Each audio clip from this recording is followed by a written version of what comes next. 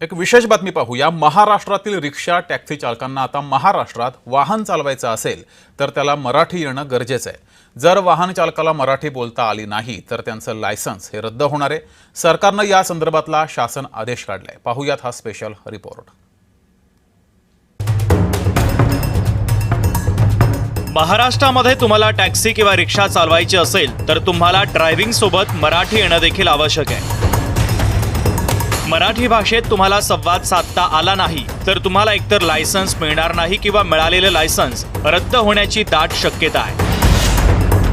राज्याच्या परिवहन विभागानं या संदर्भात कायद्यामध्ये बदल केलाय। या बदलाला विधी विभागानं मंजुरी सुद्धा दिली आहे। मराठी येत नसल्यास 1 महिन्याची नोटीस देण्यात येणार। नोटीस नंतर 1 महिन्यात चालकानं मराठी शिकणं बंधनकारक आहे।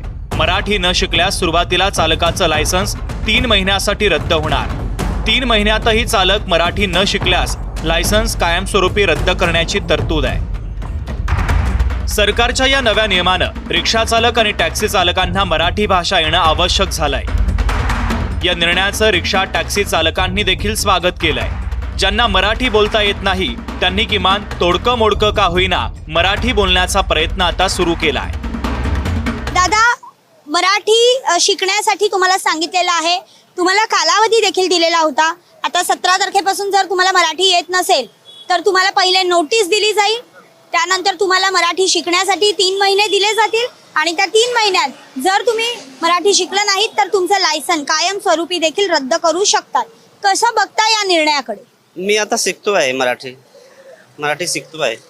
हो, पण इतरांना अशा पद्धतीने कायदा लागू होतोय तर तुम्हाला वाटतंय का इतर रिक्षा चालकांना याचा त्रास होऊ शकतो? बरं आहे, लागू होऊन दा चालतो मी, मला येते थोड़ा बहुत। हमारे हिसाब से तो प्रशासन ने जो किया है वो ठीक है, अच्छे के लिए किया है, सबके लिए किया है। और दूसरी बात ये है कि मराठी सबको सीखना चाहिए। जो यहाँ के रहीवासी हैं जो पहले से चला रहे हों उनके लिए तो बेहतर है।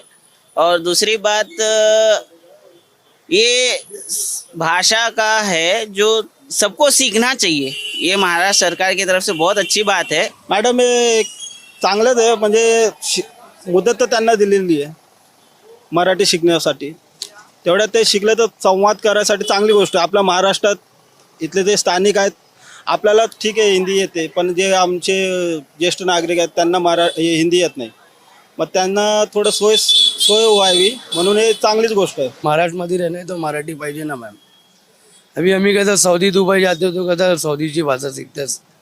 मी पण मॉमिटन आहे, मग मी 2-3 दिवस क्लास गेलाय। क्लास केलात? हा, 2 दिन गेलाय। कुठले क्लास कुठे केलात क्लास? गोरेगावला, माझ्या घरी गोरेगाव आहे ना। मी मॉमिटन आहे, मला काय, मी पॅसेंजर पण बसतो, तो मराठी बोलते, तो शिकायला पाहिजे। सरकारनं रिक्षा आणि टॅक्सी चालकांना मराठी सक्तीची केली आहे। सरकारनं सरकारचं काम केलंय, पण सामान्यांनी देखील प्रवास करताना रिक्षा आणि टॅक्सी चालकांसोबत आवर्जून मराठी बोलणं गरजेचं आहे। नाहीतर सरकारचा हा नियम फक्त नियम बनून राहण्याची शक्यता नाकारता येत नाहीये। भाग्यश्री प्रधान, जय महाराष्ट्र, मुंबई।